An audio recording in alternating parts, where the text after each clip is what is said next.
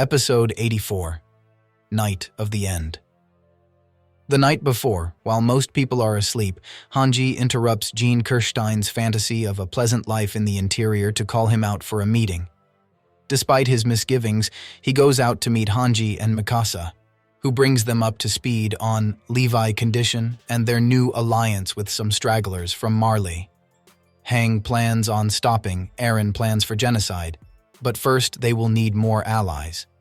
Mikasa is immediately in, but Jean is concerned about the aftermath since even if they stop him, the world will still hate Eldians, and Eren will only retain the founding titan for another 4 years. They have been looking for a peaceful solution for years and failed, which is why Eren is taking this path in the first place. Hanji acknowledges the shortcomings in hoping to buy time against the rest of the world, but refuses to believe genocide is the answer. They acknowledge their own shortcomings might have pushed Eren onto this path, but as commander of the Scout Regiment, they still feel responsible for carrying on the dream of all their fallen comrades, many of whom never got to learn the truth of their world. Hanji believes that the fallen scouts would not have supported the philosophy that the rest of the world could be trampled as long as the island remains free. Remembering Marcobot's death, John agrees to follow them, acknowledging that he will always be a scout. In the present, it is evening, and the mixed group of scouts and members of the Marleyan military are gathered awkwardly around a campfire. Theo Magath is curious as to why the scouts would work to stop Eren, since his success would give them their ideal world, a paradise. Hanji reiterates that they are against genocide. Magath interprets that as them finally finding a sense of justice, which provokes Jean, who demands to know if they are devils for merely trying to avoid being devoured by the Titans, which Marley left wandering about Paradis Island.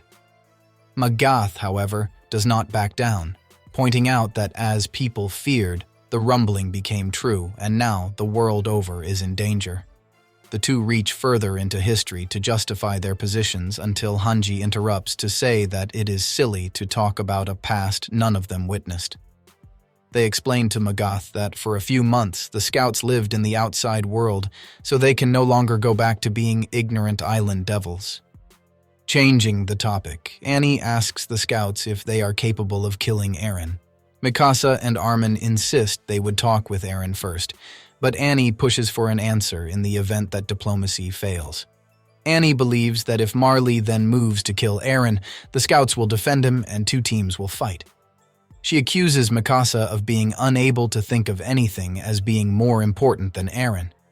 This provokes Mikasa enough for her to take a combative stance, and Annie readies her ring blade, but she tells Mikasa that she understands her feelings, because the only reason she wants to stop Eren is to save her father and Marley. If Mikasa and the others can change Eren's mind, Annie would be content with that, and asks they do not fight each other until they have a chance to try. Mikasa agrees.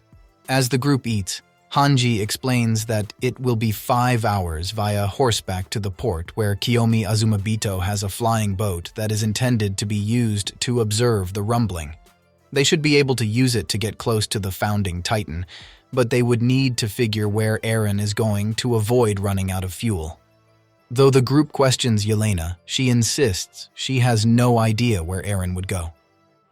When Connie Springer suggests that she might want to help the homeland she was trying to free from Marley, Magath, and Piek Finger, reveal that Yelena is actually a disillusioned Marleyan who spun a story about saving the world with the man she believed in after meeting Zeka Yeager.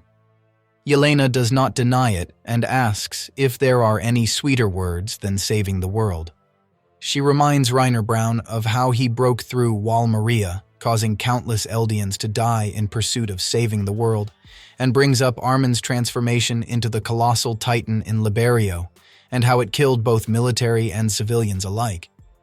But after she lists a number of crimes on both sides, Jean exhales in satisfaction and asks Hanji for another helping of stew. He thanks Yelena for putting everything out in the open so they can sort through their differences. Undeterred, she brings up Marco and Annie's involvement in his death. She suggests that Jean may want to ask for the truth about it. Annie begins to say that she took away Marco's ODM gear, but Reiner interrupts to say she did it on his orders. He explains that Marco overheard him and Bertolt, and he figured the best way to prevent Marco from spreading what he had learned was to have him eaten by a Titan. Numb, Jean asks if Marco had any last words, and Reiner tells him it was that they had not talked things through. Jean understands. It has been the lack of talking which has placed them at war with each other for so long. Henge says they are making progress, though, because they are talking now. Reiner goes on to explain his conflicted feelings on the matter and how he ended up killing the Titan that was eating Marco, but Jean does not want to hear about Reiner's guilt. Undeterred, Reiner insists that what he did was unforgivable and apologizes. Now agitated, Jean punches Reiner onto the ground and begins beating him until he is pulled off by Connie and Armin. He kicks Reiner twice, but ends up hitting Gabi Brown instead when she tries to protect him from Jean's second kick. Gabi apologizes in Reiner's stead, emphasizing how they hoped the destruction of the island would lead to the world forgiving them. She begs the scouts to help them because she wants to save her family still back in Liberio. Falco Grice joins in her plea, and Jean calms enough to ask the others to let him go. He walks off without explanation, and Gabi despairs that her hopes have fallen on deaf ears. In the morning, Jean rouses Gabi, who is surprised he returned. He tells her he is going to help, and then moves on to rouse Reiner, saying the man should have healed by now. The group sets off by wagon for the port. On the way, Jean apologizes to Gabi for kicking her, but tells Reiner that he will not apologize to him for what he did. Reiner is fine with that. The wagons are then brought up short by the arrival of the cart Titan. Peak has scouted the port and it is in control of the Jaegerists. They must have gone ahead using the steam engine, and they are currently prepared for battle with soldiers equipped with anti-Titan gear.